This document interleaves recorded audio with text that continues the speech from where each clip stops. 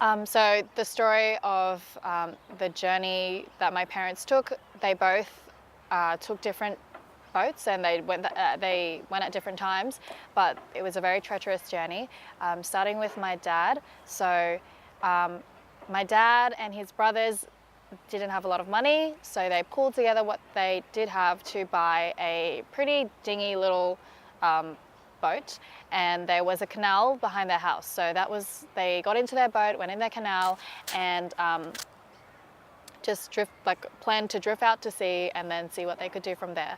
But there was some sort of informant that was living nearby who got paid to let the government know whenever anyone was attempting to flee. So someone had informed on my dad and his brothers, and so the Navy actually came in a boat and were behind my dad's boat, and they started shooting at my dad's boat. It was made of metal, but then there were holes, so like water started to seep into the boat. My dad and his siblings, being very religious, they prayed to God to, deliver them from this really bad position that they were in. And a fog came about, and it was such a strong fog that they couldn't see each other. So the Navy couldn't see my dad's boat and vice versa. And so in the end, the Navy turned around and he made it to international waters. When he got to international waters, he realized that the boat had a lot of holes in it from being shot at, and water was seeping into the boat pretty crazily, and they pretty much knew they were going to die. About 10 hours later, some sort of container ship that was like delivering supplies to Malaysia came past and saw my dad and his siblings just floating in the water. They rescued them, they brought him onto the boat, they gave them a hot shower, a good meal, and brought them to a refugee camp in Pulau Bidong, which is in Malaysia. That's my dad's story. My mum's story is a little bit different.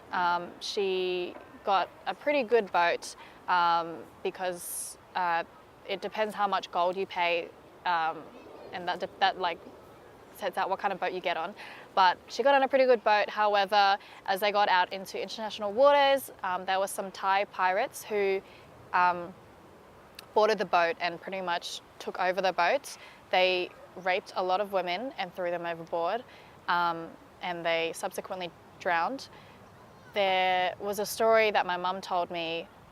There was a woman on the boat who had a son, and the son was maybe 5 years old, and the son was very, very thirsty, and they didn't have any water on them, and they obviously couldn't drink the seawater. So the mother pricked her finger and fed the son her blood just to keep him alive.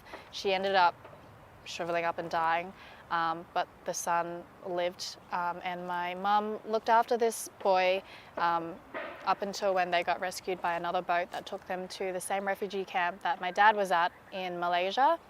And that's how they got to Malaysia, and then from there they just had to process them and then either send them to America or to Australia.